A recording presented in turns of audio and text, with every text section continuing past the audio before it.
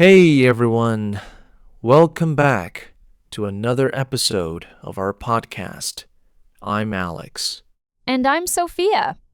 Today, we are bringing you a truly fascinating, deeply emotional cultural exploration. Honestly, if you've ever set foot in Taiwan, taken a stroll through a vibrant night market, or spent any time near the beautiful coastal towns here, you've definitely felt her presence, seen her glowing red lanterns, or walked past one of her breathtaking temples. Oh, 100%.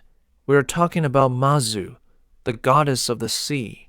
But wait, Sophia, before we start painting vivid pictures of those incredible annual pilgrimages with millions of people walking together across cities, I want us to slow way down and turn back the clock about 1,000 years. Because, Mazu didn't just appear out of nowhere as a divine goddess sitting on a gilded golden throne, right? She actually started out as an ordinary human girl.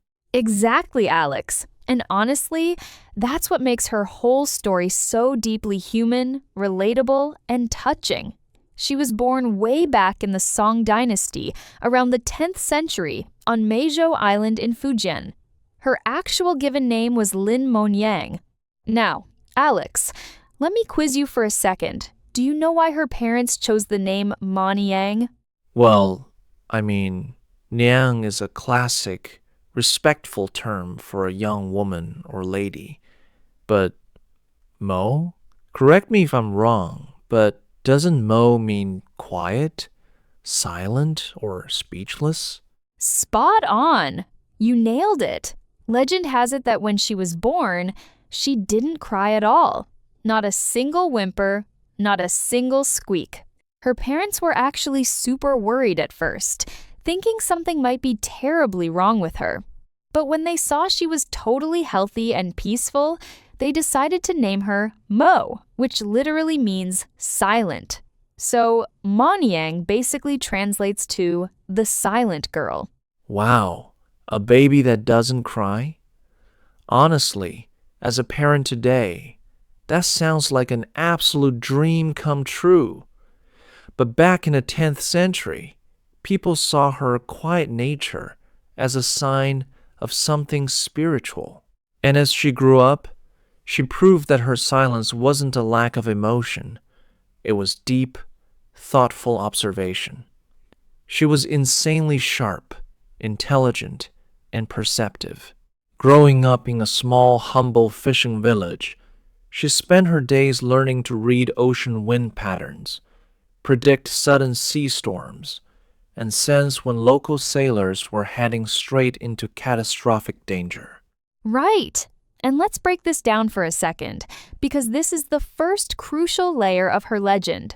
She wasn't some distant, untouchable deity descending from the skies with thunderbolts. She was a fishing village girl.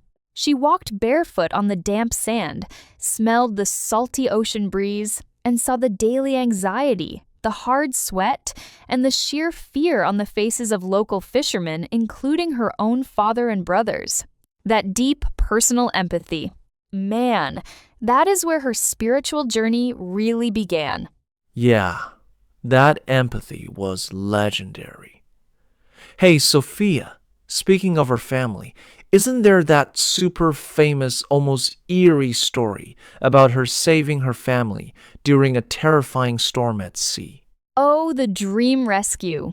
Honestly, that story gives me goosebumps every single time I talk about it. So, one day, her father and brothers were out at sea fishing when a violent, destructive typhoon slammed into the coast out of nowhere. Mo-niang was back home, sitting at her wooden loom, quietly weaving fabric. All of a sudden, she fell into a deep trance, basically an out-of-body spiritual experience. Wait, so while her physical body was sitting completely still at home, her spirit flew out over the roaring ocean waves? Exactly! In her spiritual form, she reached out through the tempest.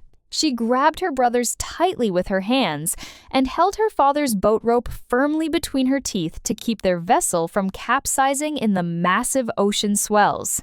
But then, there was a tragic misunderstanding, wasn't there? Yeah, unfortunately. Her mother walked in, saw her sitting stiff as a board at the loom, thought she was having a medical emergency or dying, and panicked. She shook Mo-niang to wake her up. Mo-niang gasped, opened her mouth to reassure her mother, and in that split second, she dropped her father's rope. She managed to save her brothers, but her father was lost to the stormy waters. Man, that is so heartbreaking and dramatic at the same time. But it really showcases her selfless spirit and what we call compassion. Hey, let's pause right here. Compassion is an incredible vocabulary word for our listeners learning English. Let's spell it out together. Compassion. It means a profound feeling of sympathy for people who are suffering, combined with a strong desire to alleviate that pain. That is a great definition, Alex. And it was that ultimate compassion, her total willingness to sacrifice her own well-being for others, that defined her short earthly life. Legend says that at a young age, she jumped into the sea to rescue drowning sailors or ascended into heaven from a mountain peak, transforming into a permanent guardian angel for all sea travelers. And boy, did those sea travelers need a guardian angel. Fast forward a few hundred years to when early pioneers began making the dangerous journey across the water to settle in Taiwan. Sophia, you've spent a lot of time studying history. That ocean crossing was no walk in the park, right? Oh, not at all. It was terrifying. People literally referred to that chaotic body of water as the Black Ditch. The water currents were fierce and unpredictable. Violent whirlpools were common, and primitive wooden ships sank all the time. Navigating those waters was a literal gamble with death. I can't even begin to picture the sheer panic of being trapped on a tiny, creaking wooden boat in pitch-black darkness, with ocean waves crashing over the deck. You're completely at the mercy of Mother Nature. Exactly. So what did those brave pioneers bring with them in their pockets for comfort? They carried small, carved statues of Mazu or cloth satchels filled with incense ash from her temples back home. In those moments of dark terror, Mazu wasn't just a religious figure. She was their ultimate psychological anchor. She gave them emotional safety, mental strength, and hope. And when they finally stepped onto the shores of Taiwan safely, the very first thing they did was build temples to express their gratitude.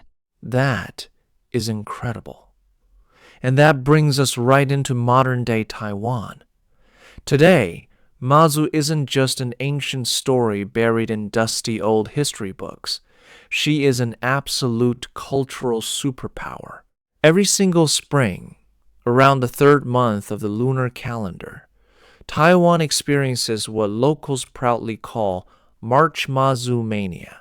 Oh man, the Dajia Mazu pilgrimage? If you've never witnessed it in person, your mind will be completely blown away.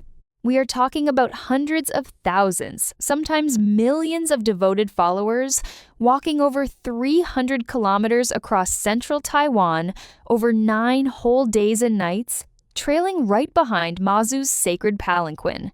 Hold on. Palanquin is another brilliant word for our vocabulary list. Let's spell that one for everyone. Palanquin. A palanquin is a traditional covered chair or litter carried on long poles by people. In this context, it carries the sacred wooden statue of the goddess during the procession. Perfect! Now, try to picture this entire scene from a foreigner's perspective. You step into a Taiwanese town during the festival, and suddenly the streets are filled with the booming sounds of brass drums, crackling firecrackers, giant god puppets dancing in the streets, and endless free food stalls set up by local families. Yes! And then you see hundreds of everyday people lying completely flat on the hard asphalt road, lined up for blocks, waiting for Mazu's palanquin to pass right over their bodies. Ah, yes. The famous tradition of crawling under the sedan chair, or in English, crawl under the sedan chair. In local belief, letting the sacred palanquin pass directly over your back grants you divine protection, washes away bad luck, and brings health to your family.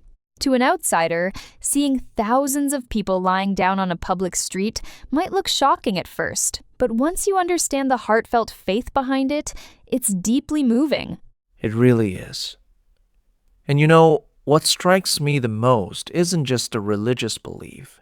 It's the unmatched community bonding. I mean, total strangers handing out warm steamed buns, cold herbal tea, foot patches, and water to exhausted walkers completely for free. Where else in the world do you see that level of unconditional hospitality and mutual aid? Nowhere else, honestly. It's remarkable. And that leads us to the deepest, most beautiful question of all. Why do people in Taiwan fondly refer to her as Mazu Po? Because in local language, Po means grandmother. Right. Think about Western mythology or traditional pantheons. Divine figures like Zeus or Thor are often portrayed as intimidating, grand, stern rulers who punish mortals with thunderbolts when they mess up. You obey them out of fear and awe. Exactly. But Mazu? Mazu is treated like your own loving, gentle grandmother sitting right in your family living room. You don't approach her with fear or dread. You talk to her with warmth, respect, and unconditional trust. When life gets tough, when you're overwhelmed by work or family troubles, you enter her temple not to be judged, but to be held, comforted, and listened to. Man, that is so beautifully put, Sophia. On an island surrounded by unpredictable seas, where history has brought endless generations of change, Mazu represents absolute safety, inclusion, and maternal warmth. She is the ultimate motherly figure, watching over the entire island. Absolutely. Whether you view her through the lens of ancient folklore, spiritual faith, or modern cultural identity, Mazu's evolution from a quiet, perceptive girl in a seaside village to the emotional heartbeat of millions of people is a truly extraordinary journey. It really is one of the most heartwarming legends in human history. Well, everyone, that wraps up our extended deep dive today. To all our listeners out there learning English or exploring Asian culture, the next time you visit a Mazu temple or see a grand festival, you'll know the amazing story behind that gentle, reassuring smile. Thank you so much for hanging out with us today. Keep practicing your English, stay curious about the world, and we'll catch you in the next episode. Take care, everyone. Bye-bye.